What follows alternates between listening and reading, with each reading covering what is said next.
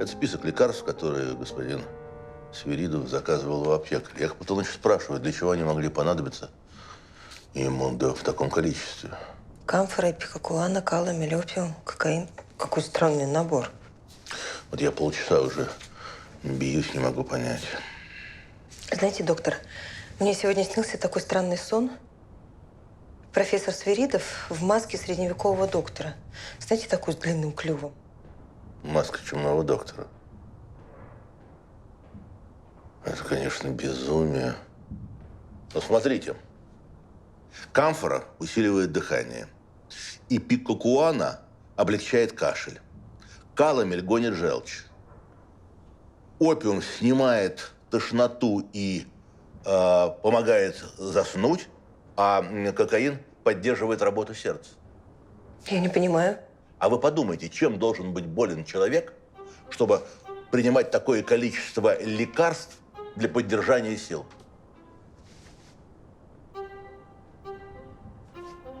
Эстис. Чума.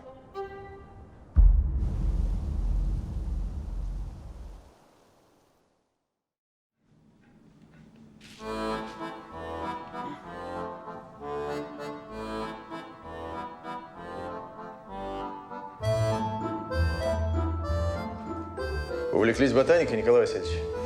Народной медициной, Яков Платоныч. Народ, скажу я вам, не глупее нас с вами. И от какой хвори изволите лечиться? Изгоняю из тела отравляющие субстанции.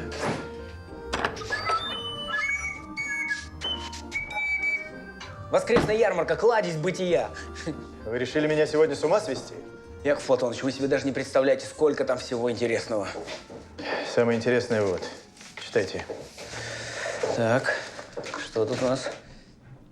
Это письмо передаст тебе Алекс. Возможно, ты помнишь его по нашей альма-матер. Он так же, как и я, вынужден был бежать из Одессы после известных тебе событий. А о каких событиях речь? Покушение на генерала Стрельникова в 82 году. Вы наверняка не помните.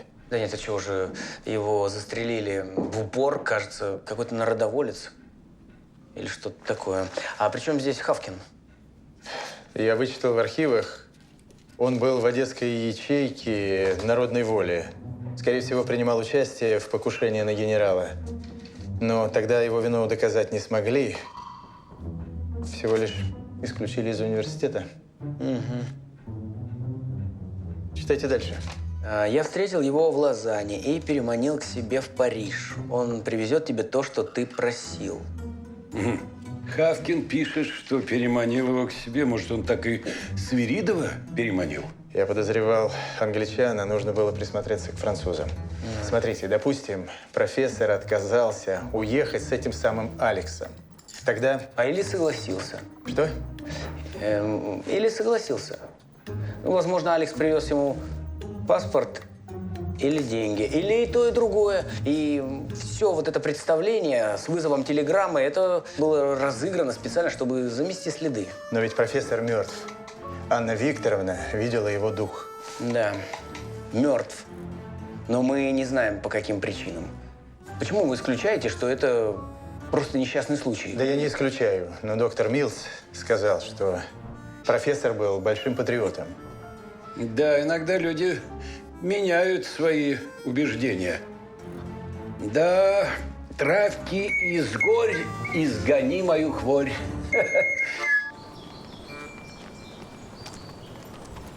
Анна Викторовна. Здравствуйте, Андрей Петрович. Вас подвезти? Спасибо, не стоит. Мне в удовольствие. Окажите честь. Хорошо.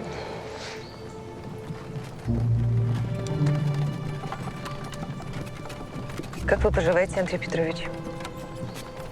Стараюсь примириться с вашим отказом. Я надеюсь, мой отказ не разрушит нашу с вами дружбу.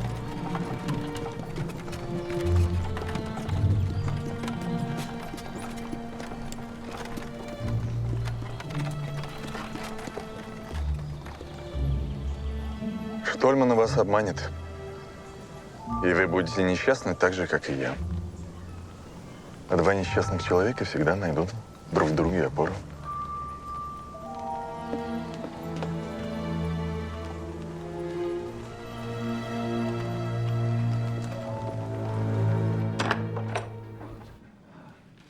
Анна Викторовна? Антон Андреевич, Яков Платонович, кажется, доктор Милс понял, для лечения какой болезни Свиридову понадобился этот список препаратов. И что это за болезнь? Чума. Чума? Чума – неизлечимое заболевание. Анна Викторовна, вы что думаете, я настолько не сведущ в медицине? Сведущ. Еще как. Да.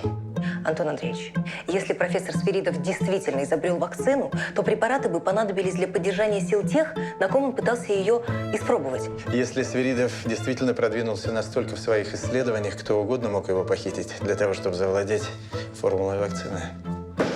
Тот же Уминский. Он сговорился с Ларисой. Они убили профессора и увезли его в лес. Потом захватили формулу и продадут ее за границу за колоссальные деньги. Вакцина от черной смерти. Если она существует, не имеет цены. К тому же семейная жизнь этой четверки далека от идиллии. Связь профессора с женой Уминского – это мотив. Едем к Свиридовым. Едем. Промедление смерти подобно.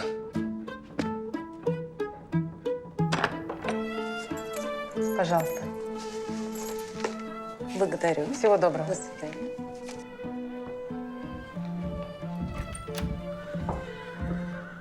Мадемуазель Полина, мой заказ уже доставили? Да. Прибыл сегодня утром. Очень хорошо. Давайте его, пожалуйста, поскорее.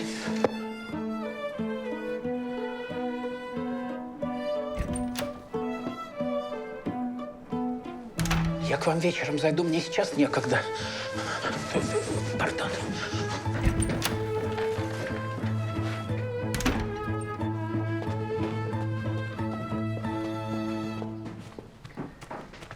Господа, у вас есть новости о моем муже?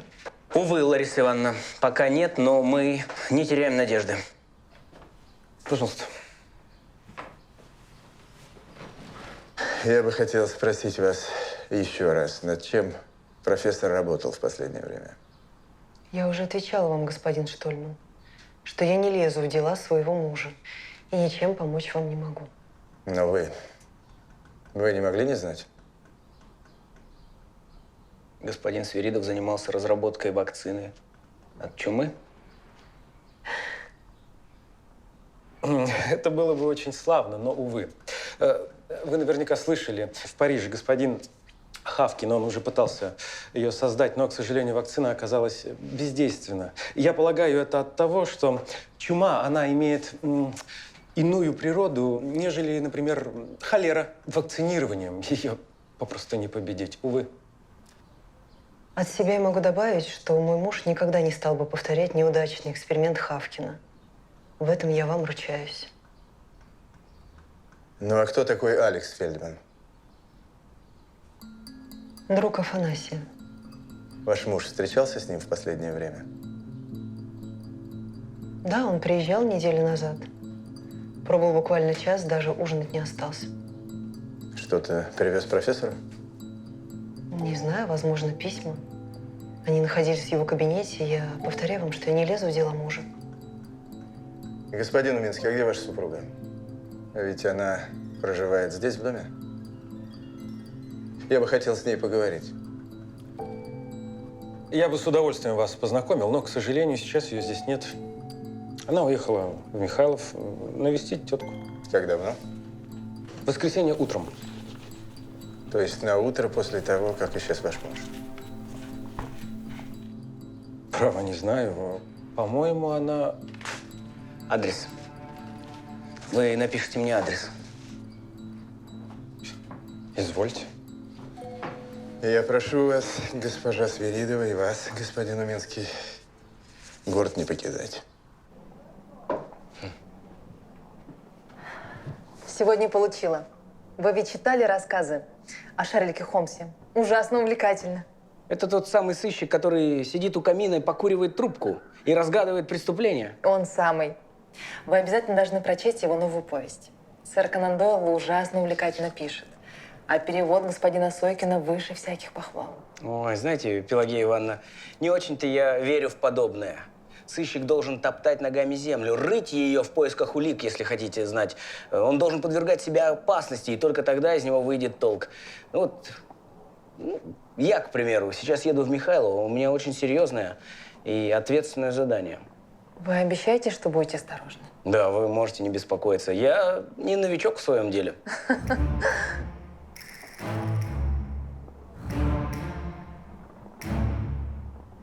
А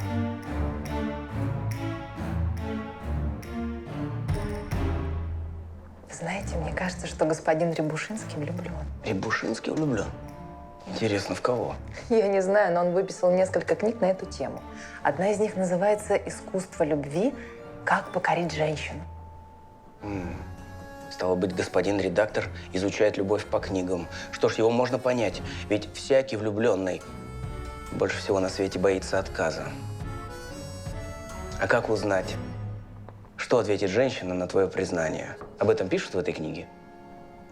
В любви, как и в сыскном деле, нужно уметь рисковать. Ведь ежели не рискнешь, никогда не узнаешь. Яков Платоныч, Наконец-то я вас вижу. разве вы меня сегодня уже не видели?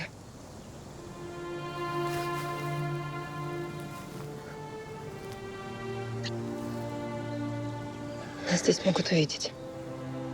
Простите.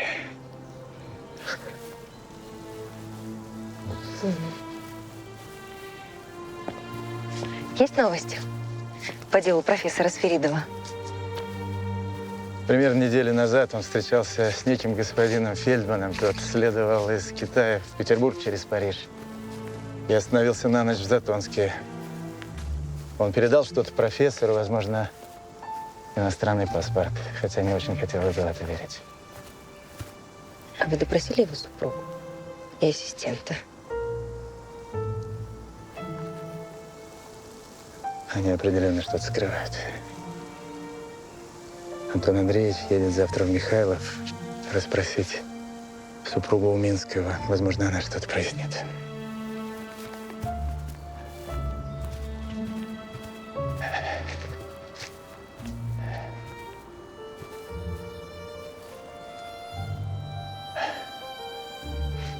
Вы сказали в Михайлов? Да. Как странно.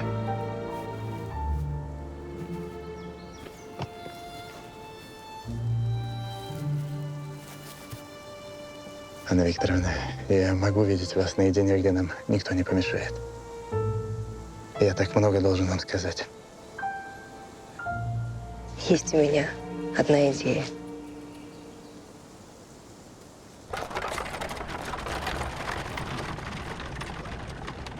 Моя племянницы здесь нет и быть не может. А ее муж уверил меня, что она поехала к вам. Путь ей в этот дом заказан. А чего же так? Замуж вышла без моего благословения за этого уминского безбожника. Придумал себе ересь. Верует в эти бактерии, микробы. А вы что же, в бактерии не верите? Да я вообще этим врачам не верю. В своих колбах смешивают эту заразу, а потом народ заражают сами. Да бросьте, ну что вы такое говорите? Зачем им это нужно? Ну, чтобы потом мы им деньги платили за их лекарства. Мне нравится этот лес. Здесь красиво, тихо. А еще мы здесь совершенно одни. Жаль, что приходится прятаться от посторонних глаз. А мне, признаться, нравятся наши тайные свидания.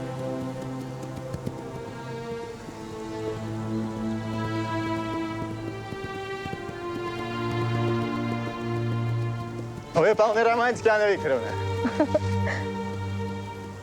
Остановимся здесь. Зачем? Увидите.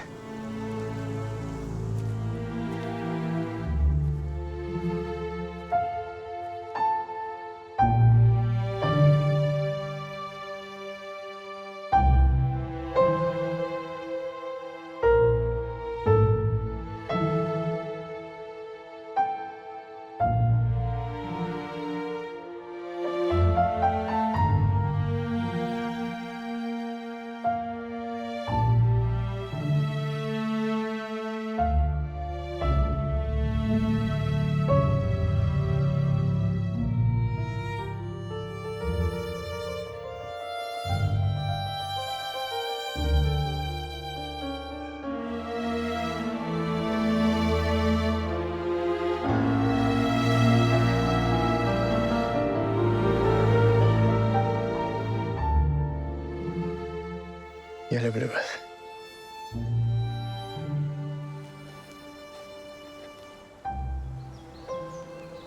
Профессор ихний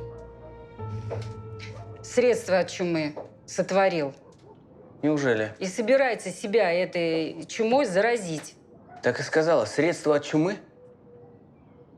Так сказал. В ответ я сказала, чтобы духа ее в этом доме больше не было. Я вас не понимаю, честное слово. Средство от чумы. Это ведь благое дело. Так этот профессор сперва сам эту чуму в своей колбе сотворил.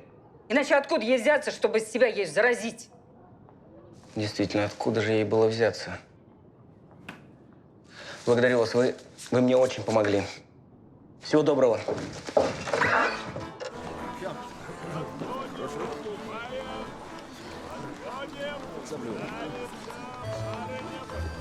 Скажи-ка, милая, а что это за трава? Это чебрец. Ага, и от чего же он? От порчи и борьбе с темными силами помогает. С темными силами. Ну, на это наше управление поставлено. А вот если бы у тебя была такая травка, от которой преступник сразу во всем бы признался и голову не морочил, вот. Так флакон траву возьмите, сударь. От нее даже нечисть плачет. Ясно. Ну, я здесь по другому делу. Нет ли у тебя желтого доника? А мне-то зачем? Он кругом растет. Где? Так и на пустырях, и на карьерах. На карьерах? Ага. Благодарствую. Сударь, а может, флакон травы возьмете, сударь? Давай.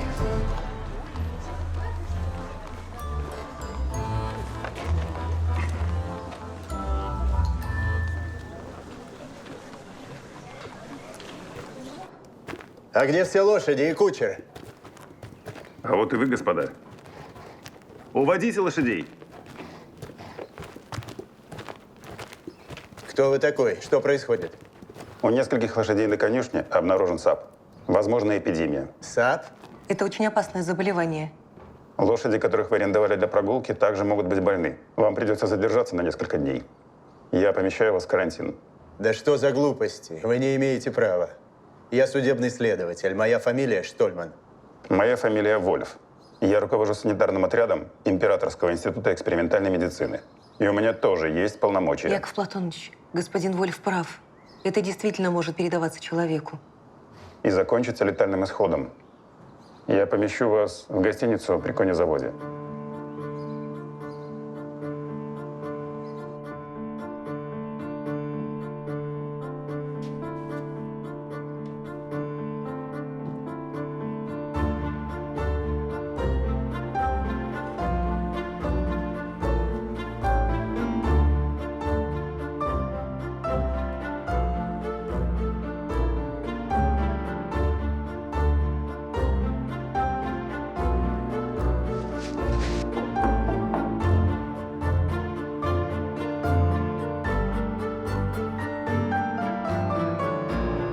Пойдите.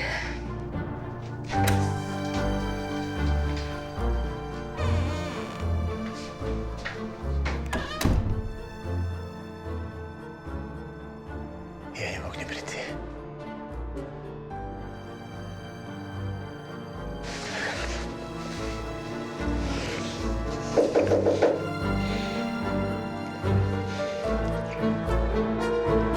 Кто там?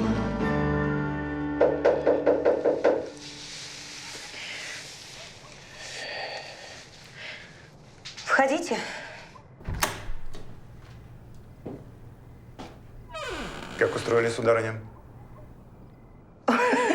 Спасибо, все чудесно. А что вы здесь делаете, господин Штольман? Я прошу вас вернуться в свой номер и оставаться там до окончания карантина. Да с какой стати? Если один из вас заражен, он может заразить и другого. Мы приехали вместе. И что? Господин Штольман, прошу вас.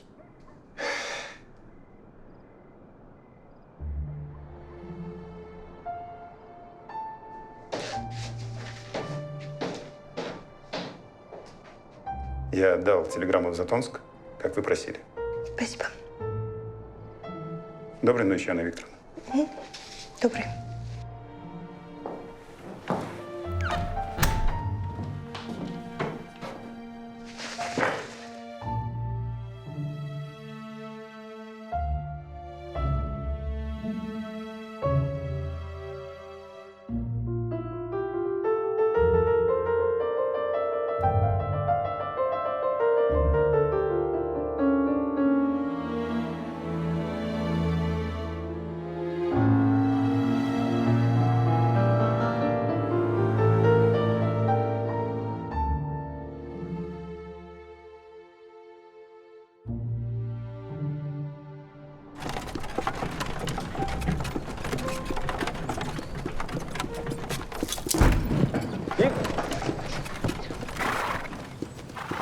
Егор, как же так-то? Так колесо выскочило. Да вижу. Править надо. Ну, правь уж. Эх, Федька, задам я ему. А что, Федька, он, что ли, колесо сломал? Так с этим экипажем, Антон Андреевич, такая оказия приключилась. На, вот, держи, оказия. Украли его, а потом вернули. Как украли? Когда?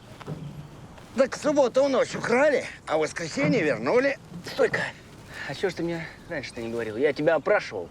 Ты мне про это ни слова не сказал. Так вы, Антон Андреевич, не об том спрашивали. Вы спрашивали, не ездил ли кто к Свиридовым. А к Свиридовым никто не ездил.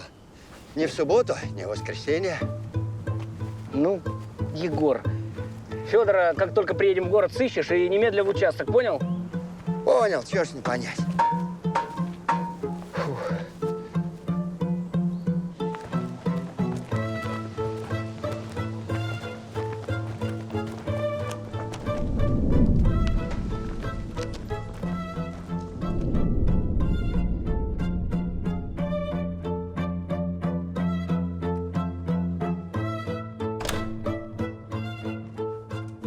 Ну что ты, Свиридовым?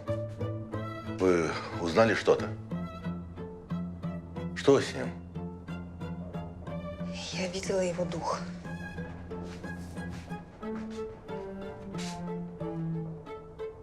Афанасий Никитич мертв.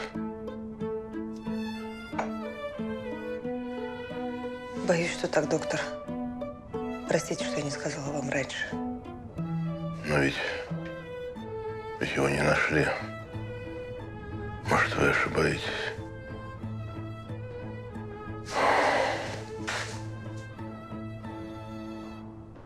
Боже мой.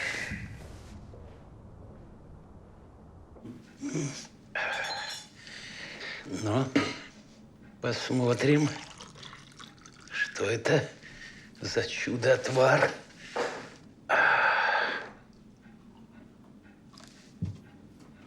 Так.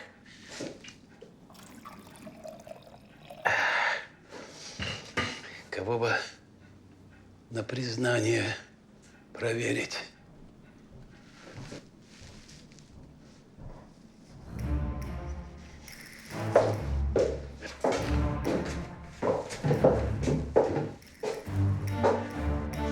Чайку? Попьем? С удовольствием, ваше благородие. Ты сиди.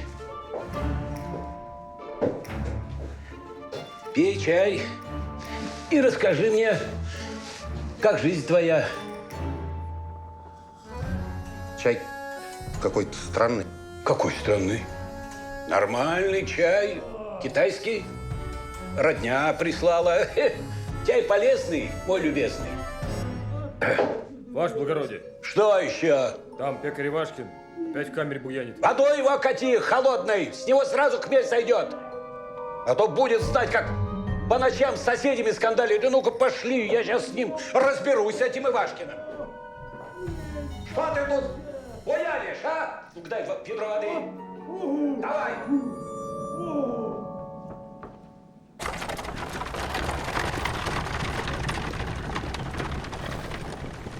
День добрый, Антон Андреевич. Да, добрый день. Как съездили? Чудно. Мария Уминская последний раз навещала свою тетку полгода назад. Так что Михайлова, в общем, ее нет. Получается, ее муж соврал. Вне всякого сомнения. Федьку своего немедля ко мне. Слушаю, ваш благородие. Тот самый Федька? Какой? Ну, мальчишка ваш с ярмарки. Да нет, что вы, другой. Будет вам еще один сюрприз. Душа горит. И душит что-то, душит. Перед Богом вижу, недостоин я мундир свой носить. Должность свою я должен был Пантелееву уступить, как он хотел. Как он хотел, а я, мерзавец, все выслуживался. Ах, грехи мои тяжкие. Ну что вы такое говорите, ваше благородие? Под вашим началом служить, дай бог, каждому. Молчать и перечить мне. Виноват, виноват. Понижаю себя в должности, произвожу себя в дежурное. Брысь с своего места! Как же, а кто вместо вас-то будет, ваше благородие? А ты будешь? Я давно за тобой слежу. Ну-ка, примерь. А вот снимай. Снимай. Николай Васильевич, что здесь происходит? Восстанавливаю справедливость. Вот кто заслуживает моей должности. Ну-ка, иди-ка сюда, на минуточку. Вы чего, пили с полицмейстером? Никак нет. Ну-ка, дыхни. Он чай какой-то странный принес, и вот. Да какой чай? Андрей, что ж такое? Николай Васильевич, ваше благородие. Никакое я не благородие. Я теперь просто дежурный.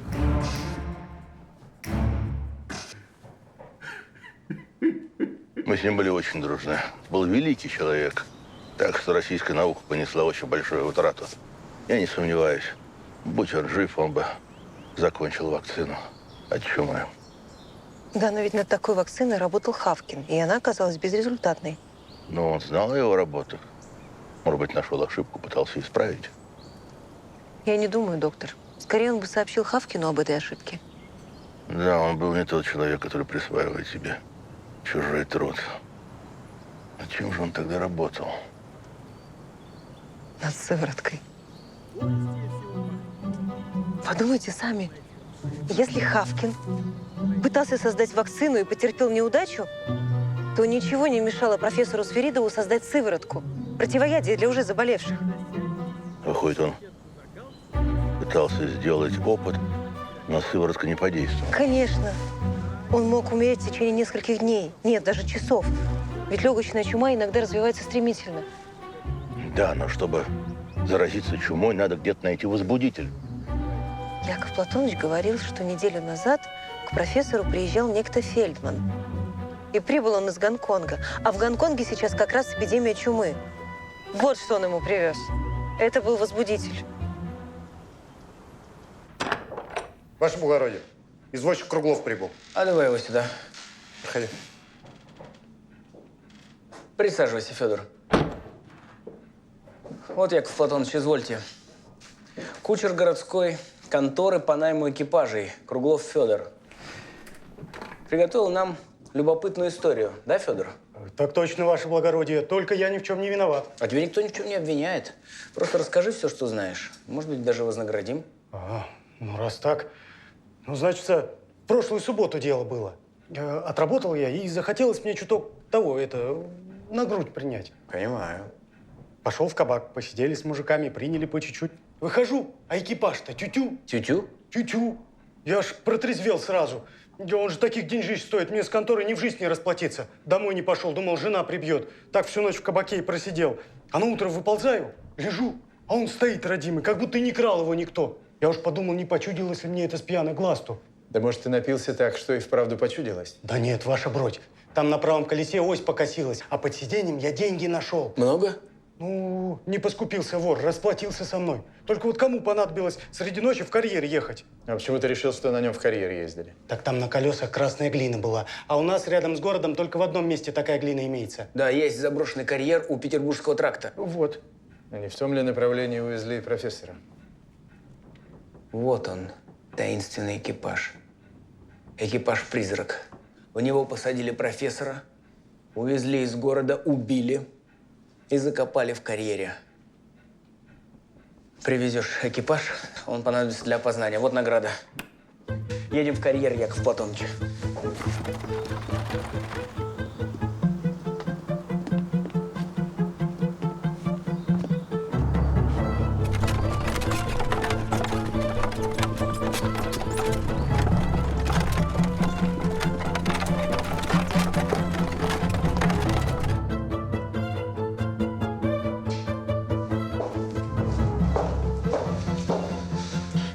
Добрый день, Лариса Ивановна. Чем обязан вашему визиту? Ответьте, пожалуйста, напрямик. Афанасий Никитич в последнее время занимался сывороткой от чумы? Я не понимаю, о чем вы говорите. Вы прекрасно поняли мой вопрос. Лара, у нас гости. Доктор, рад вас видеть. Аркадий Константинович, я бы хотел знать, что вы сделали с телом Афанасия Никитича. Оно надежно захоронено?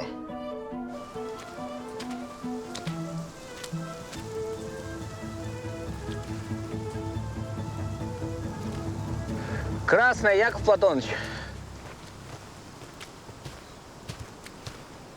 Ваше благородие, сюда! Ваше благородие! Кажись, нашли. Приступайте. Что за нелепое обвинение, доктор? Вы зачем сюда пришли? Мы и так день и ночь переживаем из-за исчезновения Афанасия Никитича и надеемся, что его найдут. Он уже несколько дней как мертв. И вам обоим это доподлинно известно. А откуда это известно вам? Я с ним говорила. Кажется, я вас узнала. Вы же Анна Миронова.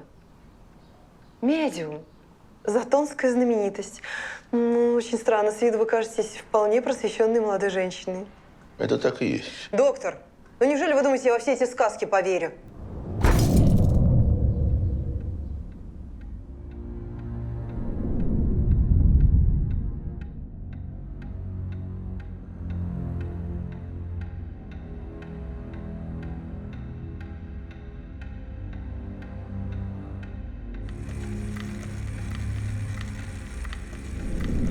Послушайте, дух вашего мужа сейчас здесь.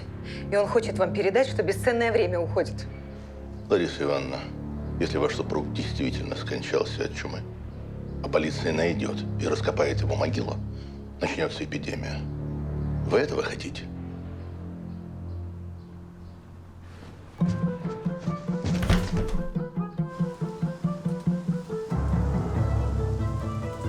Эврика!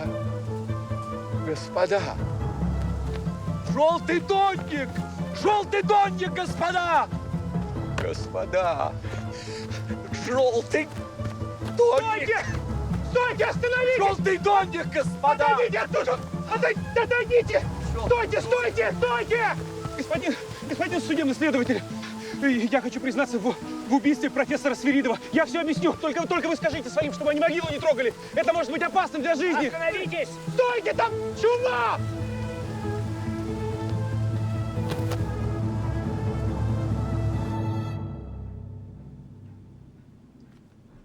Мы долго к этому готовились. В субботу должен был начаться эксперимент. Коллега, вы готовы вести протокол? Я надеюсь, этот день войдет в историю медицины, профессор. Доставили препараты от Лурье. Прекрасно. Маша, поставь их на стол. И не забудь сказать Ларе, чтобы завтра она заплатила Соломону Яковлевичу. Вы все время будете находиться за дверью. Каждый час справляться с состоянием моего здоровья. Самое главное – все тщательно записывать. Хавкину пришлось трижды повторять эксперимент для того, чтобы ему поверили. При этом он использовал добровольцев, в отличие от нас. Маша, что ты делаешь? 2 добровольца лучше, чем 1. Афанасий, я хочу подвергнуться этому эксперименту вместе с тобой. Все-таки выпила. На вкус как вода. Допивай. Какая еще женщина отважится на такой поступок? И девы розы, пьем дыхание, быть может, полная чумы.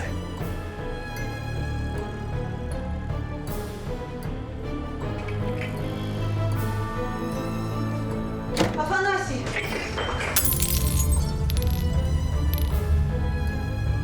Вы еще с нами? Лара, не входи!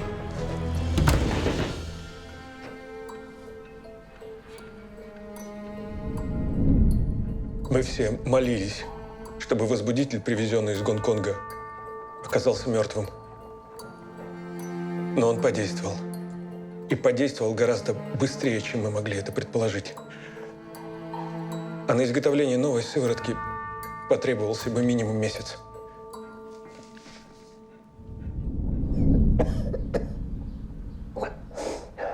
Это легочная форма чумы. Она развивается стремительно. Профессор, а вы в этом уверены? Не задавайте идиотских вопросов, Аркаша. Этой болезнью я занимаюсь всю жизнь. Еще немного, и мы заразим весь город. Подготовьте Ларису.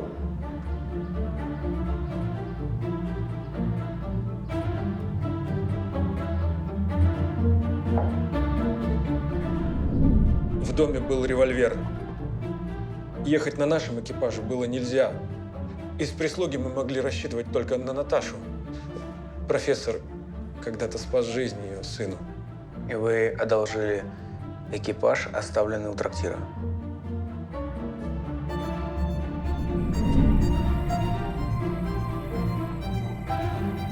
Стойте! Стойте, я с вами поеду! Лариса, ты с ума сошла? Ты хочешь лечь с нами в могилу? Мы заразные. Я рискую не больше, чем Аркадий. Останься. Я вернусь за тобой, обещаю. Но! Афанасий.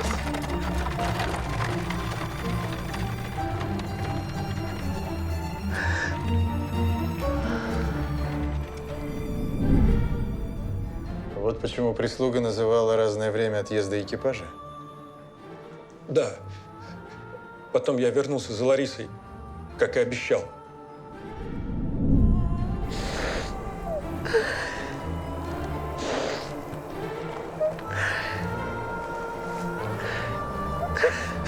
Прощай, Ларочка.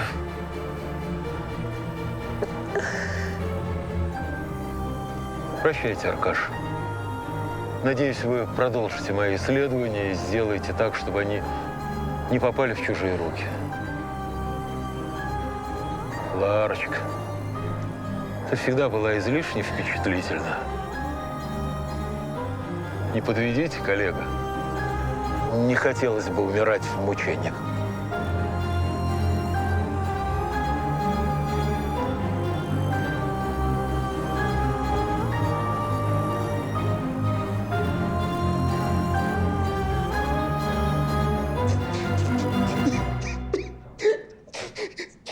Извините. Простите. Простите. Мы закопали трупы. Я заложил место захоронения камнями. Отвез Ларису домой и вернул экипаж на место. Это когда я вас встретил, вы сказали, что были на охоте. Да, простите. Мы вечером сожгли все то, к чему могли прикасаться профессор и Маша в лаборатории. Но вы должны были сжечь их тела. Да, вы абсолютно правы, но, к сожалению, на это не было времени. Да и трупы, они перестают быть заразными. Главное только в первое время не раскопать могилу.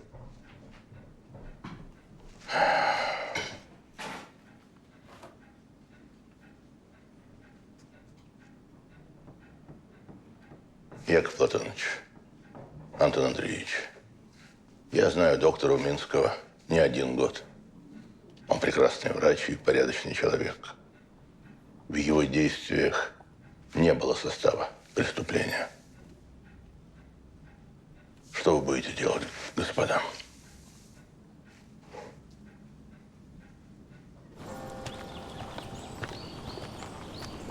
Ну, это уж как-то слишком, господа.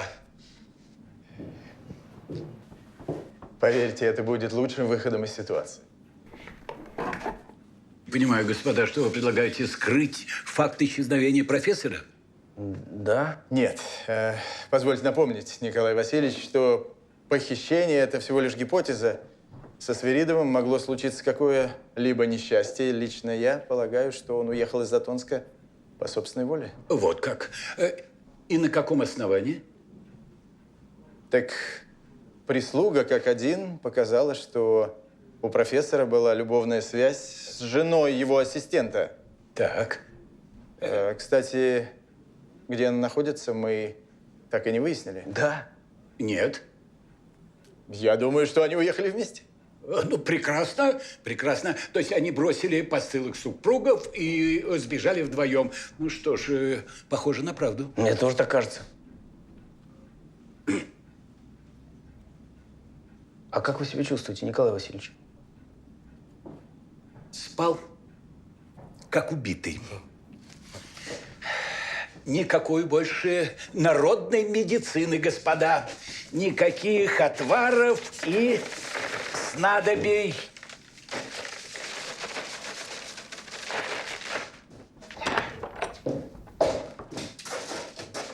Только медицинская наука, господа.